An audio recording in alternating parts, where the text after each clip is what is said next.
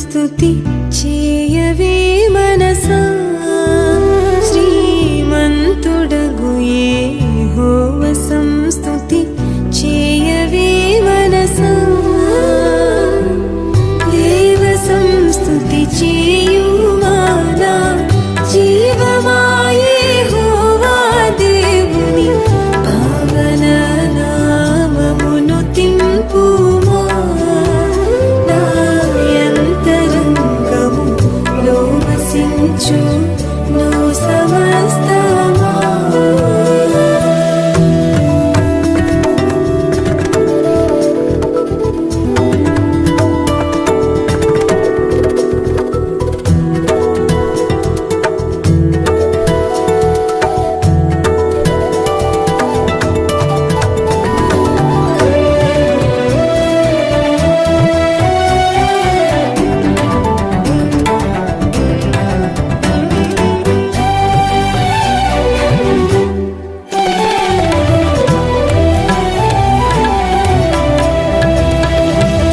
అత్యధిక ప్రేమ స్వరూపి అయిన దీర్ఘ శాంతపరుడు అత్యధిక ప్రేమ స్వరూపి అయిన దీర్ఘ శాంతపరుడు నిత్యము వ్యాజ్యంబు చేయడు ఆ కృపోన్నతుడు నీపైనెప్పుడు కోపముంచడు ఆ కారణముచే దేవ సంస్తుతి చేయవే మనసా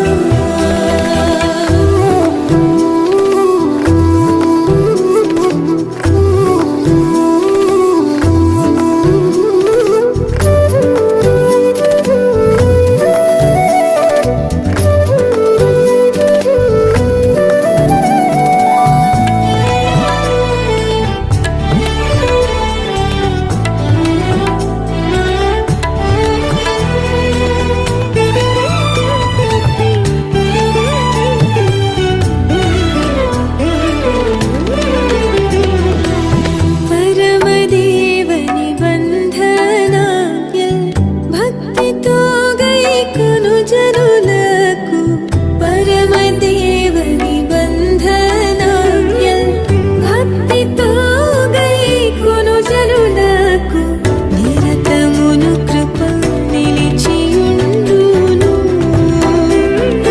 యెహోవనీకే తరముల పిల్లలకు నుండును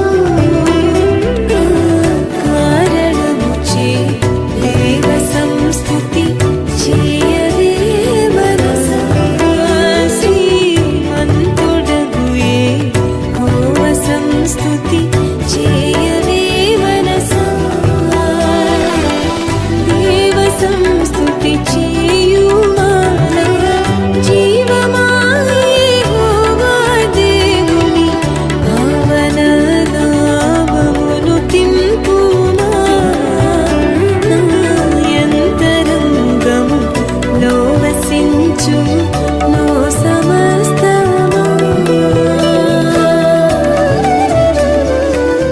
క్రీస్తునందు ప్రియమైనటువంటి మిత్రులారా, మీకందరికీ ప్రభు అయిన యేసుక్రీస్తు వారి శ్రేష్టమైన నామంలో శుభాలు తెలియజేస్తూ, మరి దేవుని వాక్యమును మనం ఈ సమయంలో ధ్యానిస్తూ ఉండగా మీరందరూ మీ హృదయాలను దేవుని వైపు కేంద్రీకరించి వాక్యమును సరిగా గ్రహించుట మరియు జీవితంలోకి తీసుకొనడానికి మీరు ఆయత్తపడాలి లేక సిద్ధపడాలని ఆశిస్తూ మిమ్మల్ని ఆహ్వానిస్తూ ఉన్నాను. ఈ దినమునకై ఏర్పాటు చేయబడినటువంటి లేఖన భాగము పరిశుద్ధ గ్రంథంలో నుండి యోహాను వ్రాసిన సువార్త మొదటి అధ్యాయము 35 నుండి 42వ వచనం వరకు నేను చదివి వినిపిస్తాను, మీరు శ్రద్ధగా ఆలకించగలరు. యోహాను సువార్త మొదటి అధ్యాయము 35 నుండి 42వ వచనం వరకు. మరునాడు మరలా యోహాను అతని శిష్యులలో ఇద్దరును నిల్చుండగా అతడు నడుచుచున్న యేసు వైపు చూచి, ఇదిగో దేవుని గొర్రెపిల్ల అని చెప్పాను. అతడు చెప్పిన మాట ఆ ఇద్దరు శిష్యులు విని యేసును వెంబడించరు. యేసు వెనుకకు తిరిగి వారు తన్ను వెంబడించుట చూచి, మీరేమి వెతుకుతున్నారని వారిని అడుగగా, వారు, రబ్బీ, నీవు ఎక్కడ కాపురం ఉన్నావని ఆయనను అడిగిరి. రబ్బీ అను మాటకు బోధకుడు అని అర్థము. వచ్చి చూడుమని ఆయన వారితో చెప్పగా వారు వెళ్ళి ఆయన కాపురమున్న స్థలము చూచి ఆ దినము ఆయన యొద్ద బస చేసిరి. అప్పుడు పగలు రమారమి 4 గంటల వేళ ఆయను. యోహాను మాట విని ఆయనను వెంబడించిన ఇద్దరిలో ఒకడు సీమోను పేతురు యొక్క సహోదరుడైన అంద్రెయ. అతడు మొదట తన సహోదరుడైన సీమోనును చూచి, మేము మెస్సియను కనుగొంటిమని అతనితో చెప్పి యేసునద్దకు అతని తోడుకొని వచ్చాను. మెస్సియా అను మాటకు అభిషక్తుడు అని అర్థం. యేసు అతని వైపు చూచి, నీవు యోహాను కుమారుడమైన సీమోనువు, నీవు కేఫా అనబడుదువు అని చెప్పాను. కేఫాను మాటకు రాయి అని అర్థం. ప్రార్థన చేస్తాను. కృపగలిగిన మా తండ్రి, మాతో మాట్లాడండి. ఈ సమయాన్ని మీ అధికారంలో ఉంచుకొనండి. ఈ ధ్యానంలో మా ప్రభువా, మా హృదయాలను మీ వైపు లగ్నం చేయుటకు మాకు సహాయం దయచేసి ఆత్మ సహాయమును అనుగ్రహించి మేము మీ మాటలు తీసుకొనుట ద్వారా, స్వీకరించుట ద్వారా, పాటించుట ద్వారా ఆశీర్వదింపబట్టకు మాకును కృపలు చూపమని క్రీస్తు వారి నామములో విన్నపాలను వేడుకొంచున్నాము తండ్రి. ఆమేన్. ప్రియ మిత్రులారా, చదవబడినటువంటి వాక్య భాగము బాప్తిసం ఇచ్చు యోహాను యేసు ప్రభువారిని పరిచయం చేయు సన్నివేశము ఇక్కడ మనకు కనబడుతూ ఉన్నది. ఈ సన్నివేశాలను మనం పరిశీలిస్తూ ఉంటే బాప్తిసం ఇచ్చు యోహాను, మరి ఆయన ఎవరవయ్యా నువ్వు, మేము వేరే ఒకరి కొరకు ఎదురు చూడవలనా అని మొదటి అధ్యాయంలోనే ఈ విషయాలు కనపడతాయి.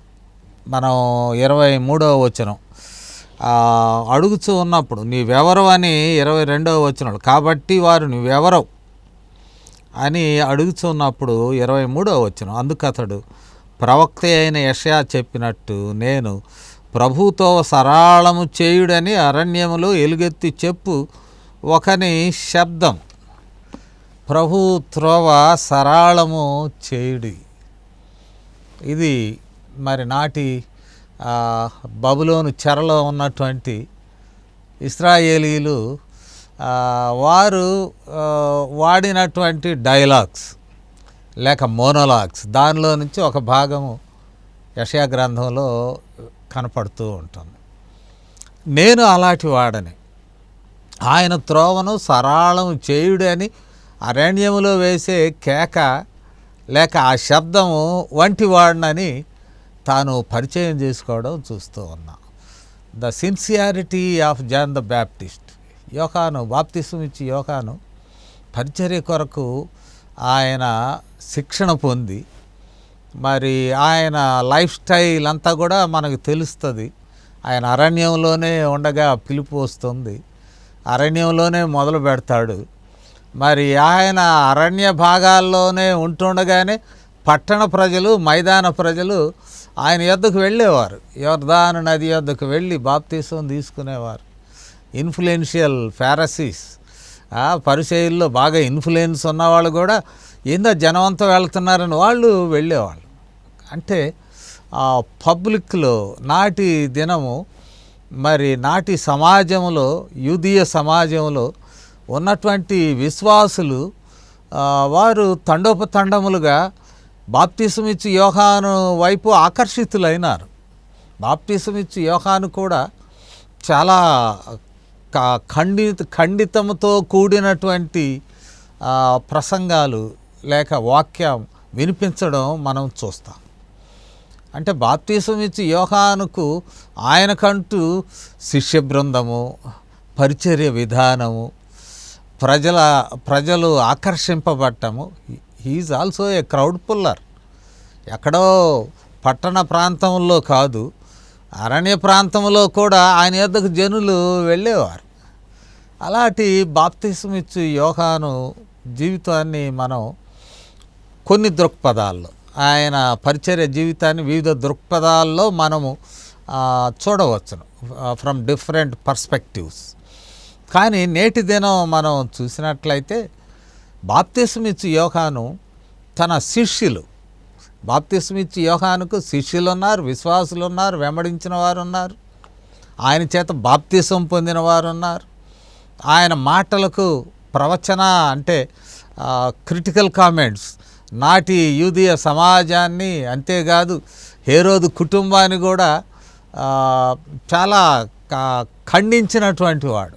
అంటే నిర్మోహమాటంగా వారి జీవితాలను, నైతిక జీవితాన్ని ఖండించినటువంటి వాడు. అలాంటి బాప్తిసం ఇచ్చి యోహానుకు హీ బికేమ్ ఇన్ఫ్లుయెన్షియల్. దానిలో ఇంక మాట మార్చవలసిన పని లేదు.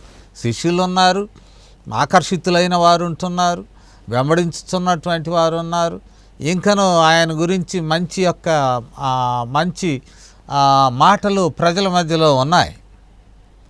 కానీ యేసు ప్రభువారు బహిరంగ పరిచర్యలోనికి వచ్చాక, మనము యేసు ప్రభువారి బహిరంగ పరిచర్య ఈ యోహాను చేత బాప్తిసం పొందినప్పటి నుండే ప్రారంభమవుతుంది. ఈ బాప్తిసం ఇచ్చి యోహాను యేసు ప్రభువారికి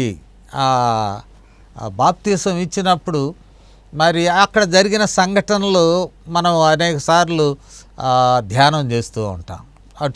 అటు తదుపరి అరణ్యంలోనికి ఆయన శోధింపబడుటకు వెళ్తాడు. అరణ్యం నుండి ఆయన బయటకు వచ్చాక బహిరంగ పరిచర్య ప్రారంభమవుతుంది. యేసు ప్రభువారు బహిరంగ పరిచర్య ప్రారంభం అయ్యాక ఆ యేసు ప్రభువారి యొద్దకు తన శిష్యులను డైరెక్ట్ చేయడము ఆశ్చర్యంగా ఉంటుంది. ఇది విచిత్రం. నేటి దినములకు ఈ సందర్భాన్ని రిలేట్ చేసుకుంటూ ఉంటే, బైబిల్ వాక్యం ఎప్పుడూ కూడా we need to relate to present context. వాక్య సందర్భం ఉన్నది, వాక్యంలో ఉన్నటువంటి context of the text is there, but at the same time the present context. ఇప్పుడు ఈ సందర్భాన్ని దీన్ని అన్వయం చేసుకుంటే యేసు ప్రభువారి పరిచర్యలో అనేకులు రాణిస్తున్నారు, గొప్పవారు అవుతూ ఉన్నారు, popular, they are becoming popular. వారు కూడా క్రౌడ్ పుల్లర్స్ అవుతున్నారు. వారిని గురించినటువంటి మాటలు ప్రచారంలో ఉంటున్నాయి, ఆకర్షిస్తూ ఉన్నారు. అంతవరకు బాగానే ఉన్నది. కానీ ఆకర్షిస్తూ ఉన్నప్పుడు వారు తమకు ఆకర్షితమైన జనులను they want to personalize them. తనకు వ్యక్తిగతముగా అటాచ్ కావడానికి వారు ప్రయత్నం చేస్తున్నారు. నువ్వు ఎవరు వాడవయ్యా, యేసు వాడను, క్రీస్తు వాడను అని చెప్పడానికి ఇబ్బందిగా ఉంటుంది. ఎవరు వాడవయ్యా అంటే ఫలానా అయ్యగారి మనిషిని, ఫలాని పాస్టర్ మనిషిని, లేక ఫలాని స్వార్థికుని మనిషిని అని చెప్పుకుంటున్నారు. కానీ యేసుక్రీస్తు వారికి చెందిన వాడిని చెప్పుకోవడానికి మరి ఈ ఆకర్షితమైన ప్రసంగాలు చేసేటువంటి వారు, జనాలను ఆకర్షించినటువంటి గుంపులను కట్టినటువంటి వారు ఆ పని చేయలేకపోవడం విచారకరమని నేను జ్ఞాపకం చేస్తూ ఉన్నాను. త్రోవను సరళం చేస్తున్నాడు. యేసు ప్రభువారికే బాప్తిసం ఇచ్చాడు. అటు పిమ్మట యేసు ప్రభువారు మెస్సియాగా గమనించి యేసు ప్రభువారి యొద్దకు తన మనుషులను పంపడం. ఈ దినం నేను చదివిన వాక్య భాగము యోహాను సువార్త 1వ అధ్యాయము 35వ వచనంలో చూస్తే, జాన్ ద బ్యాప్టిస్ట్ బాప్తిసం ఇచ్చి యోహాను మరునాడు, the next day or following day, మరలా యోహానును అతని శిష్యులలో 2 నిలుచుని ఉండగా మరలా అగైన్, మరలా అంటే అంతకుముందు ఇన్సిడెంట్ మనం చూడవచ్చును. 29వ వచనం, మరునాడు యోహాను యేసు తన యొద్దకు రాగా చూచి, ఇదిగో లోక పాపమును మోసుకొని పోచున్న దేవుని గొర్రెపిల్ల అని పరిచయం చేస్తూ ఉన్నాడు. He was announcing. ఇక్కడ శిష్యులు దేవర్ వెయిటింగ్ ఫర్ అనదర్ అనౌన్స్మెంట్.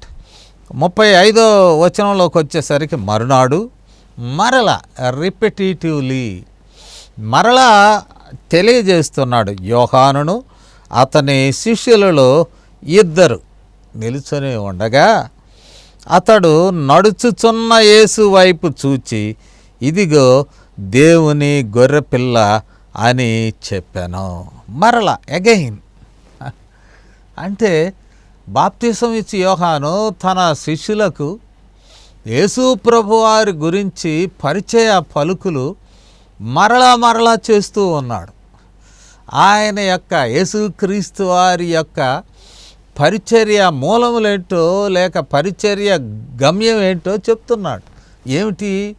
ఒక చిన్న మాటతో చెప్పేశాడు. లోక పాపమును మోసుకొని పోచున్న దేవుని గొర్రెపిల్ల. ఇది యూదీయ సమాజానికి తేలికగా అర్థమయ్యేటువంటి మాట. ఎందుకంటే వారు పాప ప్రాయశ్చిత్త దినమందు వారు ఒక గొర్రెపిల్లను వారు దాని మీద లేక మేకపిల్లను దాని మీద ప్రజల పాపమును మోపి దానిని అరణ్యంలోనికి పంపిస్తారు. అనగా ప్రజల పాపమును అది మోసుకొని అరణ్యంలోనికి వెళ్ళి అక్కడ తన ప్రాణం పోగొట్టుకుంటుంది. యేసు ప్రభువారిని అదే ఇమేజ్లో బాప్తిసం ఇచ్చి యోహాను తెలియజేస్తూ ఉన్నాడు. ఇదిగో లోకమంతటి పాపమును ఈయన తన మీద వేసుకొని వెళుతున్నాడు. ఊరి వెలుపలకు వెళ్తున్నాడు, గవిని యొద్దకు వెళుతున్నాడు. అక్కడ శిలువ మీద తన ప్రాణమును పెట్టి లోక పాపమంతటికి ప్రాయశ్చిత్తం చేయడానికై వెళుతున్నటువంటి దేవుని గొర్రెపిల్ల, దేవుని కొరకు ఏర్పాటు చేయబడిన ప్రాయశ్చిత్తము నిమిత్తమై ప్రత్యేకింపబడిన ఈ గొర్రెపిల్ల వెళుచున్నాడు. ఇదిగో దేవుని గొర్రెపిల్ల లోక పాపమును మోయుచున్నటువంటి వాడు. కావున ఈ యేసు ప్రభువారి యొక్క జీవితము, పరిచర్య, శిలువ కార్యము, ఈ విషయాలను మనం చూస్తే పునరుద్ధానం, ఈ విషయాల్లో ఉన్నటువంటి ప్రత్యేకతలను మనం చూస్తే యోహాను బాప్తిసం ఇచ్చి యోహాను ఇన్ ఏ నట్షెల్ వివరించడం మనం చూస్తూ ఉన్నాం. ఆయన లోకమునకు వచ్చినది తన ప్రాణమును పెట్టుటకు. యేసు ప్రభువారు ఆయనతో ఎవరు సమం కాదు కదా. బాప్తిసం ఇచ్చి యోహాను కూడా శిరచ్ఛేదనం చేయబడినాడు. కానీ లోక పాపముల నిమిత్తం ఆయన శిరచ్ఛేదనం చేయబడలేదు. లోక పాపముల నిమిత్తము మరి ప్రాయశ్చిత్తం చెల్లించిన వాడు ఒకడే, ఆయన దేవుని కుమారుడైన యేసుక్రీస్తు వారు. ఇదొక ప్రత్యేకత. కావున బాప్తిసం ఇచ్చి యోహాను తన ఉనికిని, తన గుంపును తాను వారిని సొంతం చేసుకుంటూ వారి ద్వారా వ్యాపారం చేయడానికి, ఇదిగో నేను బాప్తిసం వాడికి ఇచ్చానండి, వీడికి ఇచ్చానండి, వాడికి ఇచ్చానండి, మళ్ళీ ఇప్పుడు నాకు వ్యతిరేకం అయ్యారండి, కొంతమంది మాట్లాడడం నేను విన్నాను. యేసు ప్రభు వారికే బాప్తిసం ఇచ్చాడు, బాప్తిసం ఇచ్చి యోహాను. కానీ ఆయన యేసు ప్రభు వారిని పరిచయం చేయడమే ఆయన పరమావధిగా ఎంచుకున్నాడు. అందులో తన ఫాలోయర్స్, తనల్ని వెంబడించుతున్నటువంటి వారు. రెండవ పర్యాయము ఆయన శిష్యుల్లో 2 ఉంటూ ఉన్నప్పుడు వారికి తెలియజేస్తున్నాడు. యేసు ప్రభు వారు కూడా మనం చూసినట్లయితే తాను కూడా ప్రాణం పెట్టడానికే మరి లోకములో శరీరంతో వచ్చిన విషయాన్ని శిష్యులకు ప్రస్ఫుటం చేశాడు కూడా. అంటే పరమావధి ఈజ్ లైఫ్ అండ్ మినిస్ట్రీ మనం చూసినట్లయితే ultimate purpose of is incarnation, దేవుని కుమారుని యొక్క నరావతారం, శరీరధారిగా వచ్చిన ఉద్దేశము, సందర్భము మనం పరిశీలించినట్లయితే అదే మరి మనము చూస్తాం. మత్తయి సువార్త 16:21 ఒకసారి నేను చదువుతాను. అన్ని సువార్తల్లో ఈ ప్రస్తావనలు ఉన్నాయని కూడా తెలియజేస్తున్నాను. అంటే ఇప్పుడు నేను అన్ని విషయాలు చదివి వినిపించడం లేదు, కానీ 16వ అధ్యాయము మత్తయి సువార్త ఇక్కడ మనం చూసినట్లయితే 21వ వచనాన్ని నేను చదువుతాను. అప్పటి నుండి వారు యెరూషలేమునకు వెళ్ళి పెద్దల చేతను, ప్రధాన యాజకుల చేతను, శాస్త్రుల చేతను అనేక హింసలు పొంది చంపబడి మూడవ దినమున లేచుట అగత్యమని యేసు తన శిష్యులకు తెలియజేయ మొదలు పెట్టగా, యేసు ప్రభువారు ఈ మాటలు ఆయన తెలియజేయించిన విధానము సువార్తలన్నిటిలో వ్రాసారు. కాబట్టి ఈ విషయాన్ని బాప్తిసం ఇచ్చి యోహాను ప్రారంభంలోనే తన శిష్యులకు తెలియజేస్తూ ఉన్నాడు. లోక పాపమును మోసుకొని పోవుచున్న దేవుని గొర్రెపిల్ల అనేటువంటి విషయము వారికి తెలియజేయడం మనం చూస్తూ ఉన్నాం. ఇక్కడ మనం చూసినట్లయితే మొదటిగా యేసు ప్రభువారు మరి నడుచుచున్న యేసు వైపు చూచి చూడడం బైబిల్లో అనేక రకాలుగా వివరింపబడతాయి. వాటి యొక్క మూల పదాలను, ఒరిజినల్ లాంగ్వేజ్లో ఉన్న మూల పదాలను చూసినట్లయితే వాడబడిన పదాల్లో ఎక్కువ భాగము పర్సీవింగ్, సైట్ చూడడమే కాదు, ఇట్ ఈస్ పెనెట్రేటింగ్ సైట్. ఆయన జీవితంలోనికి మరి లోపలికి వెళ్ళి చూడడం. కొన్నిసార్లు పరమగీతాన్ని మనం అలిగరైజ్ చేస్తూ అలంకారప్రాయముగా యేసుక్రీస్తు వారిని వర్ణిస్తూ ఉంటాం. It's okay. పరమగీత రచయితకు ఈ విషయాలు తెలియదు. క్రైస్తవ లోకం యేసుక్రీస్తు వారికి మరి పరమగీతంలో ఉన్నటువంటి వాక్యములను భావీకరిస్తారని వారి యొక్క మనసులో ఉండకపోవచ్చును. ఎందుకంటే యూదులు పస్కా సమయంలో పాడుకుంటారు ఆ పరమగీతాలని ఒక లిటర్జీలో భాగంగా. కానీ వివరించేటప్పుడు యేసు ప్రభువారిని కొన్ని పాటలు విన్నాను పరమగీతంలో తీసుకొని. ధవళవర్ణుడు, ఇలాంటి ముఖం గలవాడు, అలాంటి ముఖం గలవాడు. కానీ యెషయా గ్రంథకర్త, ప్రవక్త చూడనొల్లని వాడుగానున్నాడు. ఆయన రూపము కోల్పోయిన వాడై ఉన్నాడు, డిస్ఫిగర్డ్. అంటే యేసుని ఎట్లా డిఫరెంట్ పర్స్పెక్టివ్స్ ఉంటాయి, చూసే పర్స్పెక్టివ్స్. ఇక్కడ అంటాడు పెనెట్రేటింగ్ సైట్. యేసు ప్రభు వారిని మరి చూసేటువంటి చొచ్చుకొని పోయి, ఆయన జీవితంలోనికి చొచ్చుకొని పోయే చూపు యేసు వైపు చూచి. మనం చూస్తాం కదా, ఆ దినం యేసు ప్రభు వారిని యెరూషలేము దేవాలయానికి తల్లిదండ్రులు తీసుకొచ్చినప్పుడు ఆయనను మరి అక్కడ దాన్ని ఏమంటాం, సున్నతి మరి ఇతర కార్యక్రమాలు చేయడానికి లోపలికి తీసుకువచ్చినప్పుడు అక్కడ జరిగినటువంటి విషయాలు మనం చూస్తాం. లూకా 2లో మనం చూసినట్లయితే ఇక్కడ అక్కడికి తీసుకొని వచ్చినప్పుడు చెప్పబడినటువంటి మాట, ఆ బిడ్డను చేతిలోనికి తీసుకొని సమయోను ఆయన అంటున్నటువంటి మాట 35వ వచనంలో, మరియు నీ హృదయంలోనికి ఒక ఖడ్గము దూసుకొని పోవునని ఆయన తల్లి అయిన మరియతో చెప్పాను. At the stage of infancy, పసితనంలోనే ఇక్కడ ఉన్నటువంటి ప్రవక్త యేసు ప్రభువారి ముఖంలోనికి ఒక పెనెట్రేటింగ్ సైట్, ఆయన జీవితాన్ని గ్రహించేటువంటి శ్రేష్టమైన చూపులోనికి వెళ్ళాడు. అందువల్ల అంటున్నాడు, అమ్మా మరియా, నీ హృదయంలోనికి ఒక ఖడ్గం దూసుకుపోతుంది. నువ్వు చూస్తుండగానే ఈయన పెద్దవాడై లోకరక్షకుడై సిలువ మీద తన ప్రాణాన్ని పోగొట్టుకుంటాడు అనేటువంటి మాట మరి ఈ పదాలలో లేక ఈ వాక్యములో ప్రస్ఫుటమవుతూ ఉన్నది.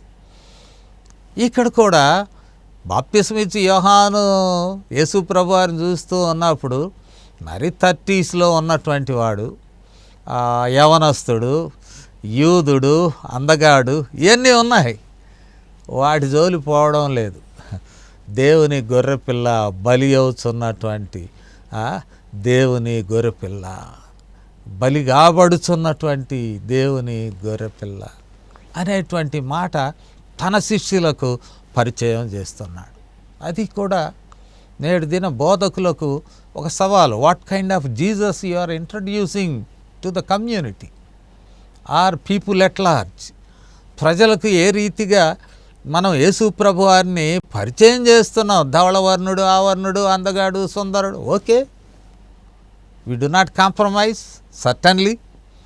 శరీరంలో యూదుడుగా వచ్చినప్పుడే సొగసైనటువంటి వాడు. కానీ మన మ్యాటరు ఆయన సొగసు మీద కాదు, కానీ మన కొరకు దెబ్బలు తిన్న శరీరము, గాయములు పొందిన శరీరము, చీల్చబడిన శరీరము, రూపం కోల్పోయినటువంటి శరీరము, చూడ నల్లని వానిగా ఉన్నటువంటి ఆయన శరీరం, శిలువ మీద వేలాడిన ఆయన శరీరం మనకు విడుదలను ఇచ్చుచున్నది. అందుకే బాప్తిసం ఇచ్చి యోహాను ఒక సరి అయినటువంటి సమాచారము క్లుప్తపరిచి తన శిష్యులకు అందిస్తూ ఉన్నాడు. ఈయన గొప్పవాడయ్యా అనగానే ఈ శిష్యులు అక్కడ నిలబడినటువంటి ఇద్దరును గురించి మనం చూసినట్లయితే, ఆ ఇద్దరు శిష్యులు 37వ వచనములో ఆ ఇద్దరు శిష్యులు విని యేసును వెంబడించిరి. అరే బాబు, నన్ను వదిలిపెట్టి అడిపోతున్నారేంట నాయన, మీరు నాతో ఉండాలి, ఎన్నటికీ నాతో ఉండాలి. Even today churches are like that. Church is body of Christ. దేవుని యొక్క శరీరం సంఘం. దేవుని శరీరం అయినటువంటి సంఘాన్ని మనం పరిశీలిస్తూ ఉంటే అనేకులు ఇదే పనిని దానిని వారు చేపట్టుచూ ఉన్నారు. యేసు వైపు, యేసు శరీరం వైపు వారు చేయెత్తి చూపడం లేదు. ప్రియ విశ్వాసులారా, నేను కొంతకాలము దేవుని గొర్రెలైన మీ కొరకు కాపరిగా నియమింపబడినాను.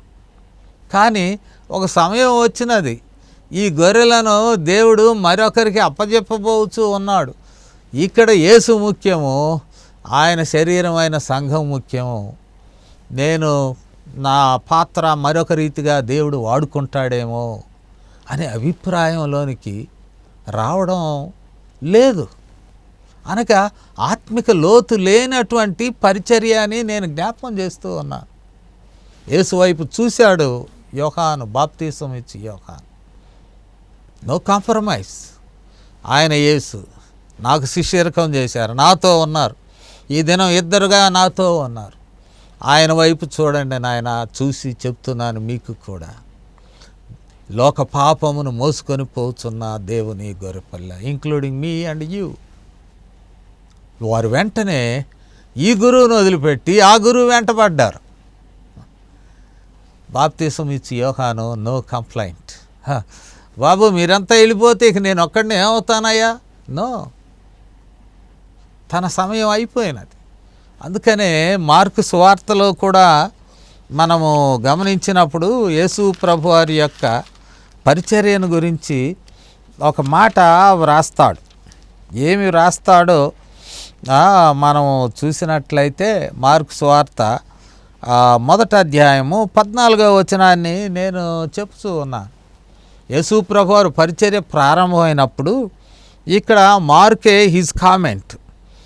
యోహాను చెరపట్టబడిన తర్వాత యేసు కాలము సంపూర్ణమైనది, దేవుని రాజ్యం సమీపించి ఉన్నది, మారు మనసు పొంది సువార్త నమ్ముడని చెప్పుచు దేవుని సువార్త ప్రకటించుచు. ఇది చాలా శ్రేష్టమైనది. యోహాను చెరపట్టబడిన తర్వాత అనగా ఆయన సమయం అయిపోయినది. యోహాను ఖచ్చితంగా యేసు ప్రభువారి పరిచర్య కొరకు త్రోవను సిద్ధం చేశాడు. అది యేసు ప్రభువారు అనేక సందర్భాల్లో ప్రస్తావించాడు. సమరయలో కూడా ప్రస్తావించాడు. కొందరు వచ్చి నాయన ఇక్కడ విత్తనాలు వేశారు, ఇప్పుడు పంటను కోసే పని అని యోహాను సువార్త 4వ అధ్యాయంలో శిష్యులకు ఆ సమరయ గ్రామంలో చెప్తాడు. ఒకరు విత్తారు, మీరు కాదు, పంటను కోస్తూ ఉన్నారు. ఆ విత్తువానికి, కష్టపడి దున్నిన వానికి ఏ ఫలములు ఇవ్వబడుతున్నాయో కోయివానికి కూడా అదే జీతం ఇస్తున్నాం. కానీ విత్తినవాడు గొప్పవాడు అని. అంటే జాన్ ద బ్యాప్టిస్ట్ బాప్తిసం ఇచ్చి యోహాను యొక్క పరిచర్య యేసు ప్రభువారు ప్రస్తుతించాడు. అందులో అనుమానం లేదు. కానీ దానికి మించి యేసు ప్రభువారి ఆ పరిచర్యను ఎత్తిపట్టుకొనడానికి యోహాను తాను చెరపట్టబడ్డం దేవుని ప్రణాళికలో భాగము, తన శిష్యులను కూడా ట్రాన్స్ఫర్ చేయడం పరిచర్యలో భాగం. తన శిష్యులను యేసుకు ట్రాన్స్ఫర్ చేశారు. ఆ మాట చెప్పగానే ఆయన శిష్యుల్లో ఇద్దరు యేసు వైపు వెళ్ళిపోయినారు. యేసు వైపు వెళ్ళిపోవడం వలన మరి బాప్తిసం ఇచ్చి యోహాను యొక్క దైవిక సంబంధమైన మనస్సు కనబడుతూ ఉన్నది. మరి నేటి దినాల్లో కూడా మనం గమనిస్తూ ఉన్నప్పుడు, మనము చూస్తూ ఉన్నప్పుడు తెలుస్తున్నది ఏమిటి అని అంటే, బాప్తిసం ఇచ్చు యోహాను లాంటి దైవజనులను దేవుడు కోరుతూ ఉన్నాడు. బాప్తిసం ఇచ్చి యోహాను లాంటి దైవజనులు. ప్రియా మిత్రులారా, ఆయన మరి ఏ రీతిగా how he handed over to Jesus Christ, అది వారు స్వచ్ఛందంగా శిష్యులు నిర్ణయించుకున్నారు. టు హూమ్ టు ఫాలో, యోహానునా యేసునా అనేటువంటిది మనం అంటున్నాం. ఆయన వారికి నిర్ణయ అధికారం శిష్యులకు ఇచ్చాడు. శిష్యులు ఆయనను వెంబడించినారు. అయిపోయినది. ఇక శిష్యులు యేసుక్రీస్తు వారు వెళుతుంటే ఆయన వెంట వారు వెళుతూ ఉన్నారు. ఒక చోటకు వెళ్ళాడు యేసు ప్రభువారు, సర్వజ్ఞాని. What is happening before him or behind him, he knows better. కావున వెనక్కి చూశాడు. ఇద్దరు వస్తూ ఉన్నారు. ఇద్దరు వస్తూ ఉంటే మనము గమనించినప్పుడు ఇక్కడ ఉన్నటువంటి యేసు వెనకకు తిరిగి 38వ వచనం మనం చూసినట్లయితే, ఆయన వెనకకు తిరిగి వారిని చూస్తాడు. యేసు వెనుకకు తిరిగి వారు తను వెంబడించుట చూచి, ఏం వెతుకుతున్నారబ్బాయి మీరేం వెతుకుతున్నారని వారిని అడగడం మనము చూస్తూ ఉన్నాం. అంటే ఈ విషయంలో వెతకడం, search is a spiritual search. ఎవరిని వెతుకుతున్నాం? బైబిల్లో ఎక్కువగా వెదకుడి దొరుకును. ఈ వెదకుట అనేటువంటిది ప్రత్యేక ఆత్మిక తలంపు. ఎవరిని వెతుకుతున్నావు అమ్మా సులామితి, ఎవరి కోసం తిరుగుతున్నావు? పరమగీతంలో కూడా కనపడుతూ ఉంటుంది. అయ్యా నా ప్రియుడు ఎడిపోయినాడు, ఏందో అర్థం కాలేదయ్యా. ఎవరిని వెతుకుతున్నావు? ఏం వెతుకుతున్నావు? హూమ్ యు ఆర్ సర్చింగ్, ఏం వెతుకుతున్నావు అని మాట్లాడినప్పుడు మనము ఇక్కడ ఉన్నటువంటి మాట మనము చూడాలి. ఎవరిని వెతుకుతున్నారు అని వారిని అడిగినప్పుడు వారు చెప్పిన మాట యేసు ప్రభు వారిని రబ్బీ, దే కాల్డ్ హిమ్ రబ్బీ, అంటే గురువు, బోధకుడు. యేసు ప్రభు వారిని వారు పిలిచిన మాట రబ్బీ, బోధకుడు. అంతకుముందు బోధకుడు అని ఎవరిని పిలిచారు? ఈ విషయాన్ని కూడా మనం చూడవచ్చు. యోహాను సువార్తలోనే మనము ఈ విషయాన్ని మనము గమనించవచ్చు. 13వ అధ్యాయం 13వ వచనాన్ని, యోహాను సువార్తలో 13వ అధ్యాయము 13వ వచనాన్ని మనం గమనించినట్లయితే ఇక్కడ ఉన్నటువంటి మాట 13వ వచనంలో ఉన్నటువంటి మాట, బోధకుడనియు ప్రభు అనియు మీరు నన్ను పిలుచుచున్నారు, నేను బోధకుడను ప్రభువును, కనుక మీరిట్లు పిలుచుట న్యాయమే. జీసస్ యాక్సెప్టెడ్ ద టైటిల్ రబ్బీ. నాటి యూదియా సమాజంలో రబ్బీ అనేటువంటి మాట మరి బోధకుల కేటగిరీలో ఉన్నవారు గొప్పవారు. గమలీయేలు దగ్గర కూడా పౌలుగా పిలువబడుతున్న సౌలు విశ్వసించాడు, బోధనలు అంగీకరించాడు. ఇక్కడ కూడా మరి వారికి మొదటిగా బోధకుడు రబ్బీ ఎవరు అంటే యోహాను 3:26 నేను చదివి వినిపిస్తాను. యోహాను సువార్త 3వ అధ్యాయము 26వ వచనంలో, గనుక వారు యోహాను నొద్దకు వచ్చి, బోధకుడా అనేటువంటి మాట, బోధకుడా, ఎవడు యోర్దానుకు అవతల నీతో కూడా ఉండెనో, ఈ మాటలన్నీ చెప్తున్నారు అబౌట్ జీసస్ క్రైస్ట్. బోధకుడా, రబ్బీ అంటే వీరు బాప్తిస్మం ఇచ్చి యోహానును రబ్బీగా పిలిచి ఆయనను వెంబడించినటువంటి వారు. Here the transition from John the Baptist to Jesus Christ. John the Baptist ఆయనను బోధకుడా, రబ్బీ పిలిచినటువంటి ఈ శిష్యులు now they started addressing Jesus Christ as a rabbi. ఈ విషయాన్ని మీరు గమనించాలి. అంటే ఆ మాటను మరి మనం గమనించినప్పుడు, బాప్తిసం ఇచ్చిన యోహాను శిష్యులు యోహానును రబ్బీ అని పిలిచి ఇప్పుడు యేసు ప్రభు వారిని రబ్బీ అని పిలుస్తూ ఉన్నారు. ఈ విషయంలో బాప్తిసం ఇచ్చి యోహాను నో పెయిన్, ఈ మే బీ హ్యాపీ. ఆయన వినలేదు కానీ ఆయన సంతోషిస్తాడు ఈ విషయాలు. బోధకుడా. మరొక మాటను చూసినట్లయితే, మీరు ఎక్కడ ఉంటున్నారయ్యా, ఎక్కడ కాపురం ఉన్నారు? మనకి ఇతర స్థలాల్లో తెలుసు, మనిషి కుమారుడు ఉండడానికి ఎక్కడ గూడు లేదు. ఆకాశ పక్షులకు గూళ్ళు ఉన్నాయి, నక్కలకు బరియలు ఉన్నాయి, మనిషి కుమారుడు తలవాల్చుటకు స్థలం లేదు. కానీ ఈ సందర్భంలో మేబీ ఏ టెంపరీ అబోర్డ్, ఒక తాత్కాలికమైన బస ఏదో ఉంటుంది. కొందరు అంటారు ఎక్కడన్నా గుహలో ఉన్నాడేమో, మరొకరు అందించినటువంటి గదిలో ఉన్నారేమో తెలియదు అని అంటారు. ఏది ఏమైనా ఆ స్థలమునకు వెళ్ళి వారు they were looking for sacred fellowship. Sacred fellowship, ఒక మంచి సహవాసం కొరకు వారు ఎదురు చూస్తున్నారు. ఎందుకు ఎదురు చూస్తున్నారు అని అంటే, మరి యోహాను దగ్గర ఉన్నటువంటి ఆ సహవాసము ఇప్పుడు యేసు ప్రభు వారితో ఉండబో సహవాసము ఇది ప్రత్యేకముగా ఉంటూ ఉన్నది. బెటర్ అంటే వారి జీవిత పరమావధి యేసు ప్రభు వారితో సహవాసము ఉండడం. ఎందుకంటే ఆయన లోక పాపమును మోసుకొని పోతున్న దేవుని గొర్రెపిల్ల. ఆయనే ultimate goal is Jesus Christ and he's cross. ఎప్పుడు యేసు ప్రభు వారిని తక్కువ చేసి బాప్తిసం ఇచ్చి యోహాను ఎక్కువ చేసుకోవడం మనకు సువార్తల్లో కనపడదు.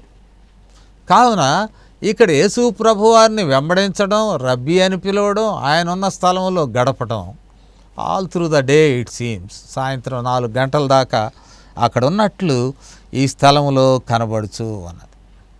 దెన్ ఆ ఇద్దరిలో ఒకని పేరు అంద్రేయ. బాప్తిసం ఇచ్చి యోహాను శిష్యుల్లో వెంబడించినటువంటి వారిలో మరి శిష్యులు ఎంతమంది ఉన్నారు మనకు వివరణ లేవు. అంద్రేయ ఒకడు. అంద్రేయ బాప్తిసం ఇచ్చి యోహాను శిష్యుడిగా ఉండి యేసు ప్రభు వారి శిష్యత్వం వైపు ఆకర్షింపబడినవాడు.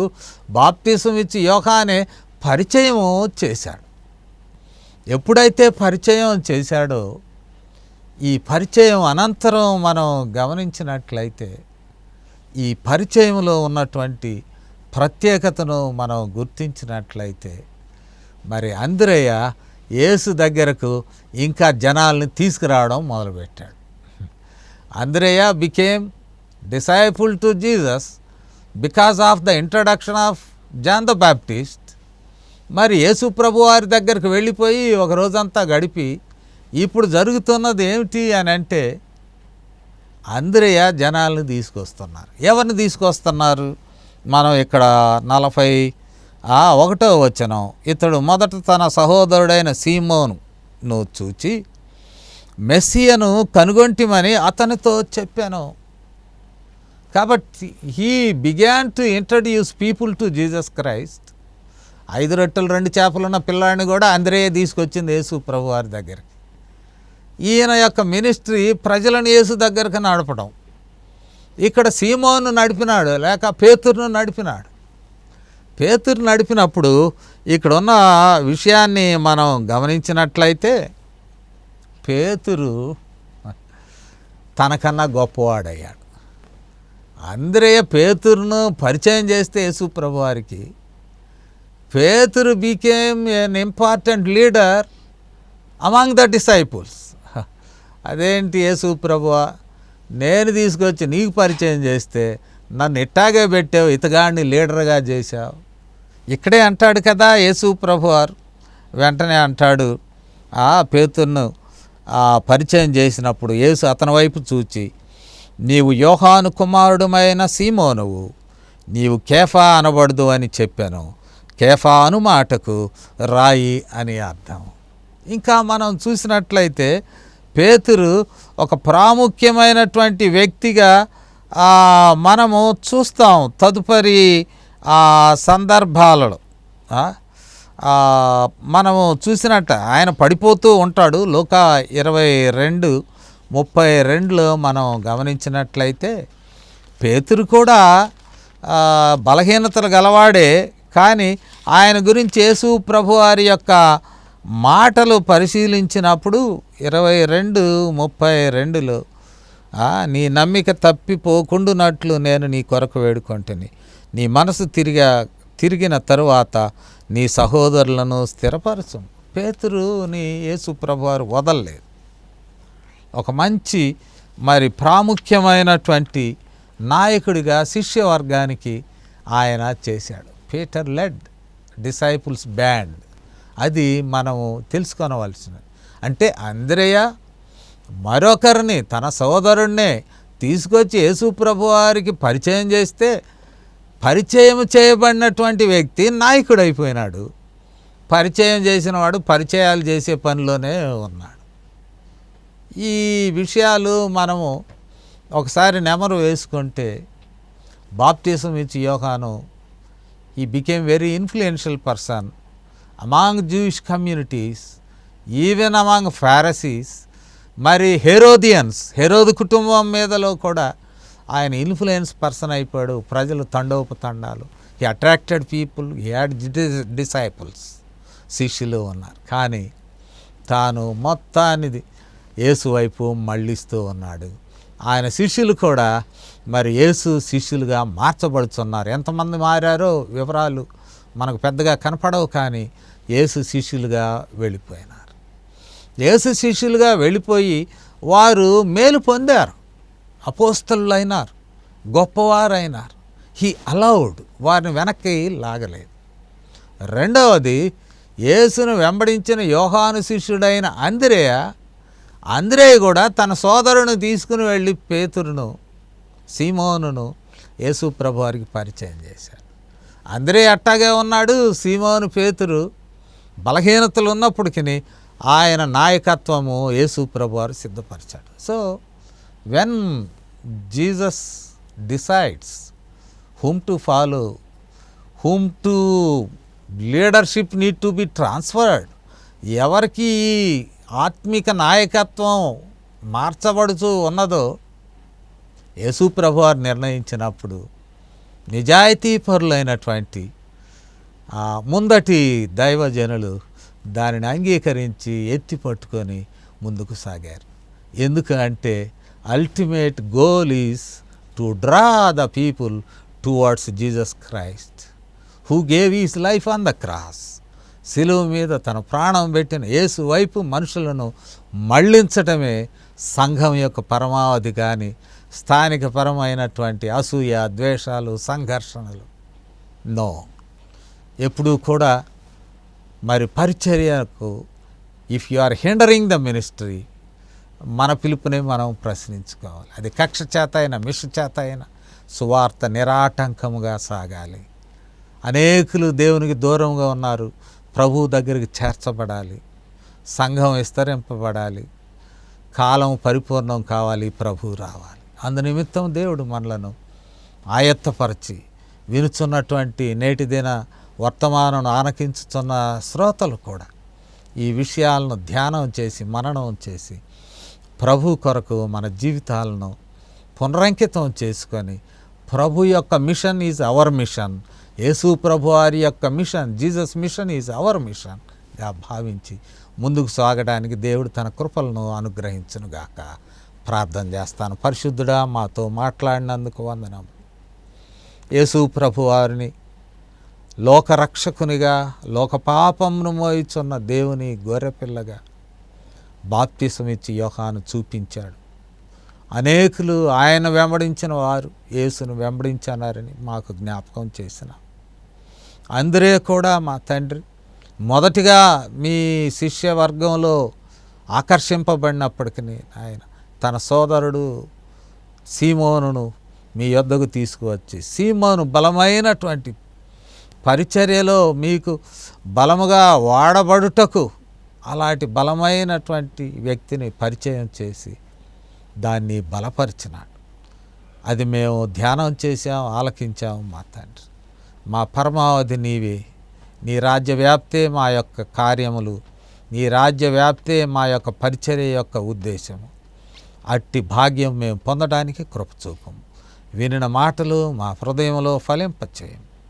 నీ నామమునకు మహిమను ఆరోపిస్తూ ఈ వినపాలను మా ప్రభువును మీ ప్రియకుమారుడునైన యేసుక్రీస్తు వారి శ్రేష్టమైన నామములో వేడుకొనుచున్నాము తండ్రి.